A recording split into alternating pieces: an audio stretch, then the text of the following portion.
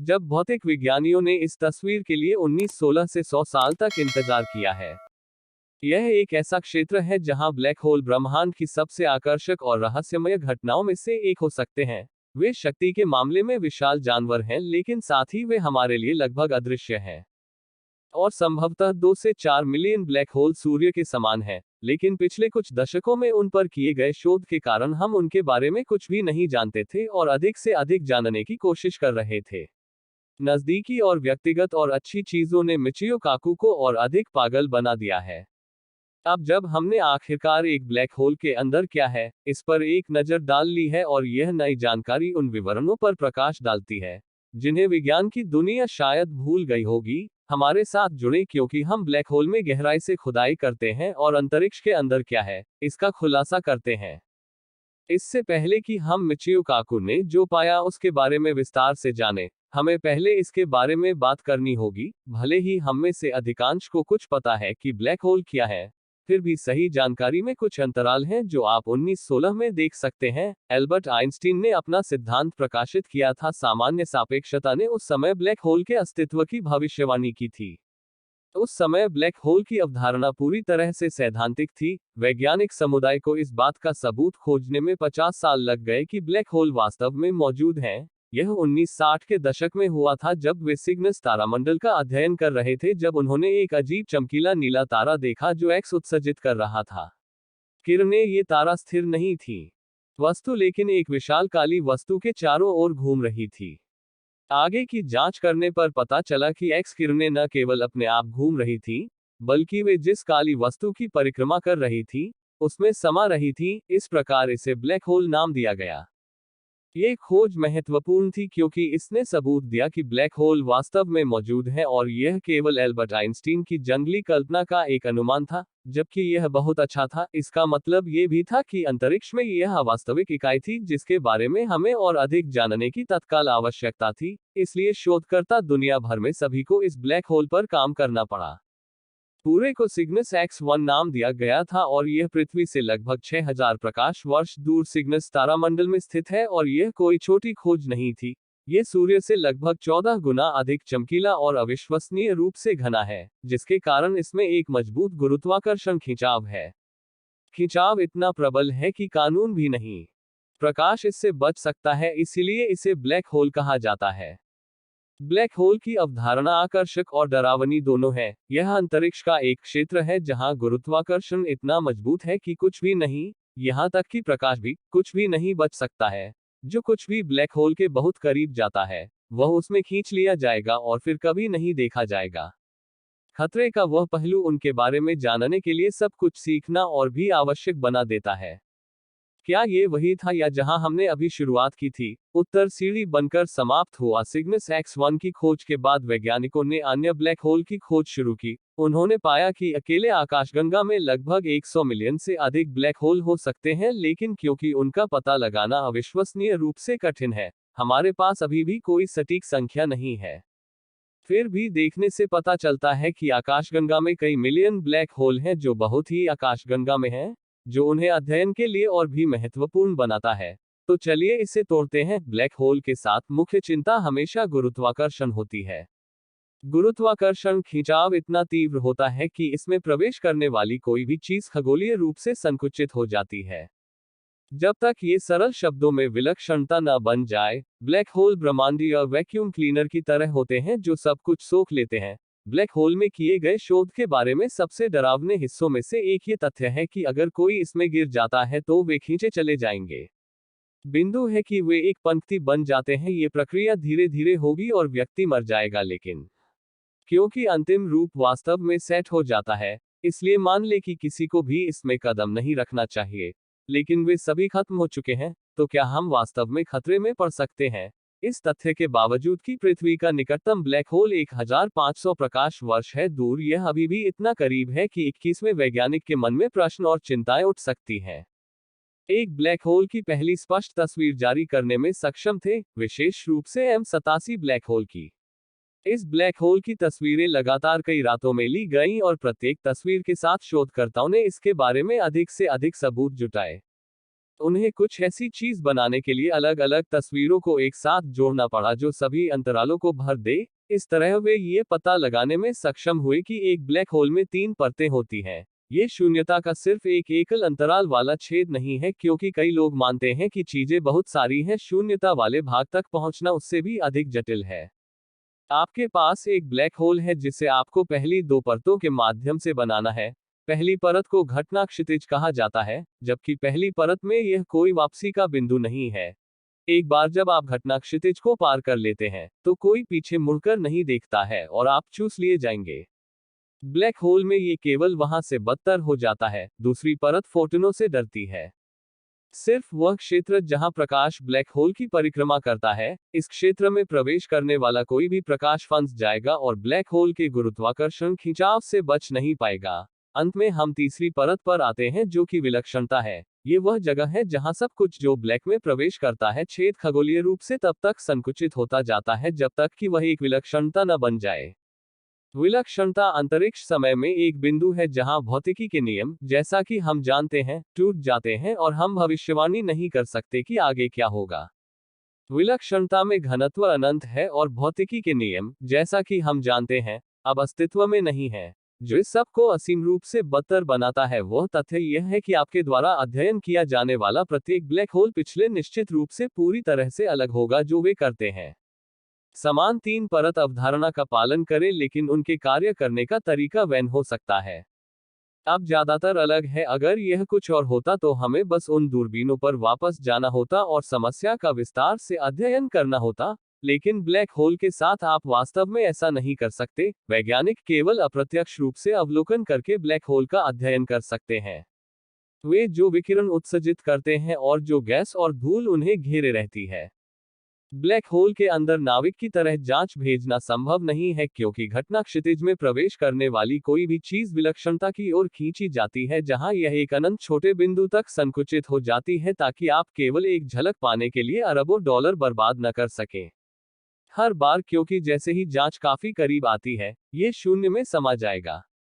उस भयावह समस्या के कारण वैज्ञानिकों के पास इन वस्तुओं का द्विआयामी तरीके से अध्ययन करने के अलावा कोई विकल्प नहीं बचा है, भले ही वे वास्तव में त्रिआयामी घटनाएं हैं, जिससे मामले और भी चुनौतीपूर्ण हो जाते हैं। साथ ही प्रत्येक ब्लैक होल के अद्वितीय होने और समस्याएं भी होती हैं।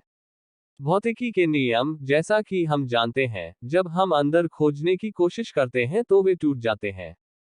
मेरा मतलब यह है कि वैज्ञानिक जांच के पारंपरिक तरीके वास्तव में ब्लैक होल के अध्ययन पर लागू नहीं होते हैं। इसका मतलब यह नहीं है कि शोधकर्ता व्यस्त नहीं है। ब्लैक होल के बारे में बहुत सारे अलग अलग सिद्धांत और स्पष्टीकरण हैं। हर एक के साथ चीजें और अधिक दिलचस्प होती जाती हैं। ब्लैक होल के निर्माण के बारे में सबसे सम्मोहक सिद्धांतों में से एक ये है कि वे ढह गए तारों से बने होते हैं। जब कोई तारा अपना सारा ईंधन समाप्त कर लेता है तो वह गुरुत्वाकर्षण बल का प्रतिकार करने के लिए पर्याप्त ऊर्जा का उत्पादन नहीं कर पाता है, जो परिणामस्वरूप लगातार अंदर की ओर खींचता है। तारा अपने आप ही छोटा होकर ढहने लगता है। यदि तारा काफी विशाल है तो यह सघनता से होता है। ये प्रक्रिया तब तक जारी रह सकती है जब तक कि यह गहराई में ब्लैक होल की प्रकृति को समझने के लिए एक विलक्षणता न बन जाए। नासा के वैज्ञानिकों ने अपना ध्यान आकाशगंगा के केंद्र की ओर लगाया। 87 खगोलविदों ने एक सुपर शक्तिशाली भंवर का अवलोकन किया। सुपर हॉट हाइका ड्रज और गैस जो 1.2 मिलियन मील प्रति घंटे की आश्चर्यजनक गति से घूम रही थी। गैस की इस घूमती हुई डिस्क की तीव्र शक्ति के कारण इसे सभी दिशाओं में हिंसक रूप से उड़ना चाहिए था, लेकिन वैज्ञानिकों ने यह अनुमान नहीं लगाया कि ऐसा करना पड़ा था आकाशगंगा के केंद्र पर केंद्रित एक विशाल द्रव्यमान बने। ऐसा होने से रोकें। यह विशाल वस्तु 2 से 3 अरब सूर्य के बराबर वजन की है और केवल एक ब्लैक होल हो सकती है। लेकिन यह एकमात्र सिद्धांत नहीं है कि ब्लैक होल 1963 में घूमते थे। न्यूजीलैंड के गणितज्ञ रॉय केर ने आइंस्टीन के गुरुत्वाकर्षण के समीकरणों का उपयोग किया था सर्वोत्तम विवरण प्रदान करें। घूमती ब्लैक होल कार से पता चला है कि घूमता हुआ ब्लैक होल किसी बिंदु पर नहीं गिरेगा, जैसा कि पहले सोचा गया था, लेकिन आग की अंगूठी या पतली डिस्क में, डिस्क इतनी तेजी से घूमेगी कि केंद्रापसारक बल इसे इस घूमते हुए ढहने से रोकेंगे। पदार्थ की डिस्क को एगो क्षेत्र कहा जाता है और यह क्षेत्र श्रीमान है। ब्लैक होल का चक्कर लगाना जहां भौतिकी के नियम टूटने लगते हैं, लेकिन श्राप समाधान की सबसे दिलचस्प विशेषता ये थी कि इसने एक आइंस्टीन रोसेन ब्रिज के अस्तित्व की भविष्यवाणी की थी, जिसे वर्महोल के रूप में भी जाना जाता है। यह अंतरिक्ष समय के माध्यम से एक सैद्धांतिक मार्ग है जो अलग अलग से जुड़ता है ब्रह्मांड के क्षेत्र या दो समानांतर भी। ब्रह्मांड का विचार यह है कि यदि कोई ब्लैक होल में गिर जाए तो उसे कुचलकर गुमनामी में धकेल दिया जाएगा, उसे आग की अंगूठी के माध्यम से एक सुरंग में खींच लिया जाएगा और एक समानांतर ब्रह्मांड में एक सफेद संपूर्ण को बाहर निकाल दिया जाएगा।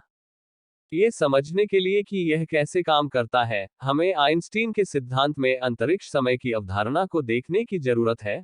अंतरिक्ष और समय अलग अलग संस्थाएं नहीं हैं, बल्कि एक दूसरे से जुड़े हुए हैं, जो एक चार आयामी कपड़ा बनाते हैं, जिसे अंतरिक्ष समय कहा जाता है। बड़े पैमाने पर ताना बाना के साथ वस्तुएं, ये कपड़ा एक गुरुत्वाकर्षण क्षेत्र बनाता है जो अन्य वस्तुओं का कारण बनता है।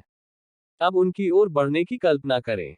अंतरिक्ष समय का प्रतिनिधित्व करने वाले कागज की एक शीट पर यदि आप कागज पर बिंदुओं को रखते हैं और उनके बीच एक रेखा खींचते हैं तो यह इस बात का प्रतिनिधित्व करता है कि वस्तुएं अंतरिक्ष समय के माध्यम से कैसे चलती हैं। लेकिन क्या होगा यदि आप कागज को आधे में मोड़ सकते हैं और उनके बीच एक शॉर्टकट बना सकते हैं? दो बिंदु। यह वर्महोल के पीछे का मूल विचार है। यह अंतरिक्ष समय के माध्यम से एक शॉर्टकट है। तत्काल वर्महोल में बहुत दूर के बिंदु सिर्फ एक पांच अवधारणा नहीं है, वे वास्तव में सामान्य सापेक्षता की भविष्यवाणी है। हालांकि किसी ने कभी भी सीधे तौर पर इसका अवलोकन नहीं किया है। इसका कारण यह है कि वर्महोल स्वाभाविक रूप से अस्थिर है और लगभग तुरंत रह जाएंगे। लेकिन आइंस्टीन रोसेन ब्रिज के अस्तित्व का मतलब यह होगा कि ब्लैक होल केवल ब्रह्मांडीय वैक्यूम क्लीनर नहीं है, बल्कि अंतरिक्ष समय के अन्य क्षेत्रों के लिए पोर्टल भी हो सकते हैं। तो क्या हम अंतरिक्ष और समय के माध्यम से यात्रा करने के लिए वर्महोल का उपयोग कर सकते हैं? दुर्भाग्य से उत्तर शायद नहीं है। फिर भी, भले ही हम वर्महोल को स्थिर कर सकें, लेकिन इसकी संभावना नहीं है कि हम इसका उपयोग कर सकें। कि प्रकाश से भी तेज यात्रा करने के लिए आइंस्टीन के विशेष सापेक्षता के सिद्धांत की भविष्यवाणी है कि प्रकाश की गति इस बात पर एक पूर्ण सीमा है कि कोई भी चीज अंतरिक्ष समय के माध्यम से कितनी तेजी से यात्रा कर सकती है। लेकिन फिर भी ब्रह्मांड के अन्य हिस्सों या यहां तक कि अलग अलग समय तक जाने के रास्ते के रूप में वर्महोल और ब्लैक होल का सिद्धांत दशकों से भौतिकविदों के बीच आकर्षण और अटकलों का विषय रहा है। यह विचार कि अंतरिक्ष समय के ताने बाने में छोटे रास्ते हो सकते हैं, लंबी दूरी तक या यहां तक कि अतीत में भी यात्रा की अनुमति देना, संभवतः क्रांतिकारी हो सकता है यदि हम वास्तव में इसे हासिल कर सकें। अध्ययन के इस क्षेत्र में सबसे दिलचस्प अवधारणाओं में से एक केर वर्महोल है, जिसका नाम गणितज्ञ रॉय केर के नाम पर रखा गया है, जिन्होंने पहली बार आइंस्टीन के गुरुत्वाकर्षण के समीकरणों का उपयोग करके इसका वर्णन किया था। इस प्रकार का वर्महोल मूल रूप से अंतरिक्ष समय के माध्यम से एक काल्पनिक सुरंग है जो दूर के बिंदुओं जैसे दो अलग अलग ब्रह्मांडों या यहां तक कि एक ही ब्रह्मांड के भीतर दो अलग अलग समय से जुड़ सकता है। केर वर्महोल को अक्सर दिखने वाले कांच के समान एक अंगूठी के आकार के पोर्टल के रूप में देखा जाता है और वंडरलैंड में एलिस की कहानी लुकिंग ग्लास के माध्यम से चलने से एलिस को एक ऐसी दुनिया में ले जाया गया जहां जानवरों द्वारा बोली जाने वाली पहेलियां और तर्क हमेशा उसी तरह लागू नहीं होते थे। कार रिंग के माध्यम से गुजरना संभावित रूप से एक यात्री को दूसरे ब्रह्मांड या किसी अन्य समय में ले जा सकता है जहां भौतिकी के नियम बहुत खराब हो सकते हैं उनसे भिन्न जिनसे हम परिचित हैं, लेकिन गंतव्य पर यह सामान्य हो सकता है। हालांकि अंतरतारकीय यात्रा या समय यात्रा के साधन के रूप में वर्महोल का विचार निश्चित रूप से रोमांचक है, क्योंकि हमने पहले ही इस पर प्रकाश डाला है। ये भौतिकविदों के बीच विवाद और बहस का विषय भी है। कुछ ने बताया है कि वर्महोल और विशेष रूप से कार वर्महोल अस्थिर या असंभव हो सकते हैं तीव्र विकिरण के कारण पार करना। एशियाई और उपपरमाणविक बल उनके प्रवेश द्वार को घेरे हुए हैं। आलोचकों का तर्क है कि आइंस्टीन के गुरुत्वाकर्षण के समीकरण, जो वर्महोल और ब्लैक होल का वर्णन करने के लिए उपयोग किए जाते हैं, केवल गुरुत्वाकर्षण के लिए काम करते हैं, न कि क्वांटम बलों के लिए जो विकिरण और उपपरमाणु कणों को नियंत्रित करते हैं। इन घटनाओं की प्रकृति को सही मायने में समझने के लिए एक नए सिद्धांत की आवश्यकता है जो कर सके गुरुत्वाकर्षण के नियमों को क्वांटम सिद्धांत के साथ जोड़े। विज्ञान की दुनिया भर में विकिरण, इसे हर चीज का सिद्धांत कहा जाता है, एक एकल सिद्धांत जो आइंस्टीन के गुरुत्वाकर्षण के सिद्धांत और क्वांटम सिद्धांत दोनों को एकजुट कर सकता है। मिचियो काकू, जो एक प्रसिद्ध सैद्धांतिक भौतिक विज्ञानी हैं, दशकों से हर चीज के सिद्धांत पर काम कर रहे हैं। ओह, यह क्या हो सकता है? इसके कई अलग अलग संस्करण। केवल एक जिसने वादा दिखाया है वह है सुपरस्ट्रिंग सिद्धांत। सुपरस्ट्रिंग सिद्धांत गुरुत्वाकर्षण को विकिरण के सिद्धांत के साथ जोड़ता है। सिद्धांत का प्रस्ताव है कि उपपरमाणु कण वास्तव में छोटे कंपन करने वाले तार हैं और ब्रह्मांड इन तारों की एक सिम्फनी है। जैसे विभिन्न संगीत नोट्स वायलिन स्ट्रिंग के विभिन्न कंपनों से मेल खाते हैं, प्रकृति में विभिन्न कण मेल खाते हैं।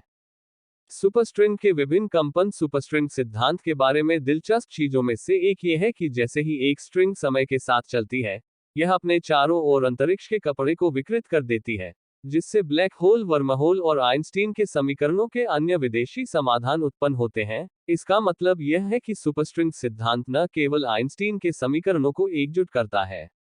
गुरुत्वाकर्षण का सिद्धांत वह क्वांटम सिद्धांत के साथ है, लेकिन ये ब्रह्मांड में हमारे द्वारा देखी जाने वाली कई रहस्यमय घटनाओं की भी व्याख्या करता है। लेकिन इस सिद्धांत के बारे में कुछ ऐसा है जो वास्तव में उलझन में डाल देता है कि यह पहली बार में कितना सरल लग सकता है, लेकिन एक तरह से सुपरस्ट्रिंग के लिए अधिक समझ में आता है। सिद्धांत को अंतरिक्ष समय के 10 आयामों की आवश्यकता होती है जिसमें तार कंपन कर सकते हैं। यह अंतरिक्ष के 3 आयामों और समय के एक आयाम से काफी अलग है जिसे हम अपने रोजमर्रा के जीवन में अनुभव करते हैं।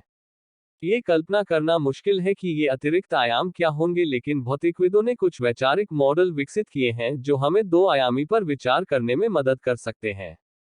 तालाब में मछलियां रहती हैं जो केवल इसके आयामों के बारे में ही जानती हैं। इन मछलियों की लंबाई और चौड़ाई में ऊंचाई जैसी कोई चीज नहीं होती है और वे कल्पना भी नहीं कर सकती है कि त्रिआयामी दुनिया में रहना कैसा होगा। लेकिन अगर बारिश तालाब पर गिरती है और लहरें पैदा करती हैं तो मछलियां इसका प्रभाव देख सकती हैं। तीसरे आयाम को भले ही वे वास्तव में प्रत्यक्ष रूप से अनुभव न कर सकें, ऐसा ही भौतिक विज्ञानी भी मानते हैं। छोड़ दे कि हम अंतरिक्ष समय के अतिरिक्त आयामों को सीधे नहीं देख सकते हैं, लेकिन हम दुनिया पर उनके प्रभावों का निरीक्षण कर सकते हैं जिन्हें हम विशेष रूप से अनुभव करते हैं। सुपरस्ट्रिंग सिद्धांत में तारों के कंपन से ऊर्जा की तरंगें उत्पन्न हो सकती हैं जो अंतरिक्ष के अतिरिक्त आयामों के माध्यम से यात्रा करती हैं। समय के साथ ये तरंगें स्वयं को कणों के रूप में प्रकट कर सकती हैं। द्रव्यमान और आवेश जैसे विभिन्न गुण। इस तरह से सुपरस्ट्रिंग सिद्धांत संभावित रूप से उन सभी कणों और बलों की व्याख्या कर सकता है जिन्हें हम गुरुत्वाकर्षण सहित ब्रह्मांड में देखते हैं। लेकिन एक समस्या है कि सुपरस्ट्रिंग सिद्धांत के लिए आवश्यक अंतरिक्ष समय के अतिरिक्त आयाम इतने छोटे हैं कि हम वास्तव में उनका सीधे अध्ययन नहीं कर सकते हैं। सबसे सटीक माप जो हम अपनी प्रयोगशालाओं में कर सकते हैं, केवल अंतरिक्ष समय के 4 आयामों का उपयोग करते हैं, जिनसे हम लंबाई, चौड़ाई, गहराई और समय से परिचित हैं। तो हम कैसे जान सकते हैं कि अतिरिक्त आयाम मौजूद हैं? एक संभावना यह है कि अतिरिक्त आयामों को इतनी मजबूती से लपेटा गया है कि वे हमारे लिए अदृश्य हैं। कागज की एक शीट की कल्पना करें जिसे एक सिलेंडर में कसकर लपेटा गया है। यदि आप कागज की सतह पर चलने वाली चाची होते तो शायद आपको ध्यान भी नहीं आता। ये कागज सुपर में अंतरिक्ष समय के अतिरिक्त आयामों की तरह ही घुमावदार है। स्ट्रिंग सिद्धांत को छोटे लूप या सर्पिल में लपेटा जा सकता है जो हमारे लिए अदृश्य हैं, भले ही वे कंपन करने वाले तारों के व्यवहार को प्रभावित करते हैं। और एक और संभावना यह है कि अतिरिक्त आयाम ब्रह्मांड की शुरुआत में बिग बैंग के दौरान अधिक दिखाई दे रहे थे। सुपरस्ट्रिंग सिद्धांत के कुछ संस्करणों के अनुसार ब्रह्मांड की शुरुआत एक प्रवास से हुई। 10 आयामी अंतरिक्ष समय में से 8 आयाम सभी आयामों के साथ समान रूप से दिखाई देते हैं। जैसे ही ब्रह्मांड का विस्तार हुआ और ठंडा हुआ, अतिरिक्त आयाम ढहने और सिकुड़ने लगे और हमारे पास वे 4 आयाम रह गए जिन्हें हम आज देखते हैं। यदि यह परिदृश्य सही है तो हम अपने चारों ओर अतिरिक्त आयामों के निशान का पता लगाने में सक्षम हो सकते हैं। सुपरस्ट्रिंग सिद्धांत में शामिल गणित अविश्वसनीय रूप से जटिल है। इसने गणित के पूरी तरह से नए क्षेत्रों को खोल दिया है जो पहले अज्ञात थे। हालांकि क्वांटम ब्लैक होल की समस्या को हल करने की चुनौती एक मायावी साबित हुई है, जबकि कई भौतिकविदों ने इस समस्या से निपटने की कोशिश की है, अभी तक कोई नहीं कर पाया है। ऐसा करने के लिए प्रिंसटन में इंस्टीट्यूट फॉर एडवांस्ड स्टडी के एडवर्ड विटन ने सुपरस्ट्रिंग सिद्धांत को 21वीं सदी का भौतिकी कहा है जो गलती से 20वीं सदी में गिर गया। पिछले साल भौतिकविदों के कई समूहों ने स्वतंत्र रूप से एक महत्वपूर्ण सफलता की घोषणा की। उन्होंने पाया कि स्ट्रिंग सिद्धांत क्वांटम ब्लैक होल की समस्या को पूरी तरह से हल कर सकता है, हालांकि केवल 2 आयामों में, 10 में नहीं। कई भौतिकविदों का मानना है कि इस समस्या को हल करने से पहले ये केवल समय की बात है। इसमें शामिल समीकरण अच्छी तरह से परिभाषित हैं। यदि हल करना मुश्किल है, तब तक अंतरिक्ष यात्रा या समय यात्रा अभियानों के लिए टिकट खरीदना अभी भी जल्दबाजी होगी, कम से कम जब यह आता है। इन सबके साथ ब्लैक होल एक बात स्पष्ट है, बहुत सारे प्रश्न हैं और इन समस्याओं के और भी अधिक समाधान हैं। मिचियो काकू ने बताया है कि किसी को वास्तव में कैसे पता चलेगा कि सभी पागल सिद्धांतों का वास्तविक उत्तर क्या है। उन्होंने कहा कि यह ध्यान रखना महत्वपूर्ण है कि अनंत उत्तरों की समस्या अद्वितीय नहीं है। उदाहरण के लिए स्ट्रिंग सिद्धांत वास्तव में कई महान सिद्धांतों में अनंत संख्या में समाधान होते हैं। विल न्यूटन के नियम चट्टानों से लेकर रॉकेट जहाजों तक विभिन्न वस्तुओं की गति की भविष्यवाणी कर सकते हैं, लेकिन इसकी गति का अनुमान लगाने से पहले आपको ये निर्दिष्ट करना होगा कि आप क्या समझाने की कोशिश कर रहे हैं। इन विशिष्टताओं को प्रारंभिक स्थितियां कहा जाता है। इसी तरह स्ट्रिंग सिद्धांत में आपको ये बताने की आवश्यकता है ये सिद्धांत जो वर्णन कर रहा है वह अन्य सिद्धांतों से भिन्न है। स्ट्रिंग थ्योरी की स्थितियां बिग बैंग ही हैं। इसका मतलब यह है कि आपको बिग बैंग के निर्माण के तुरंत बाद की स्थितियों को निर्दिष्ट करना होगा जो वर्तमान में अज्ञात है। इस समस्या से निपटने के कुछ तरीके हैं। एक संभावना प्रयोगात्मक रूप से खोजने की है महाविस्फोट के तुरंत बाद प्रारंभिक स्थितियां, और फिर स्ट्रिंग सिद्धांत को यह वर्णन करने दीजिए कि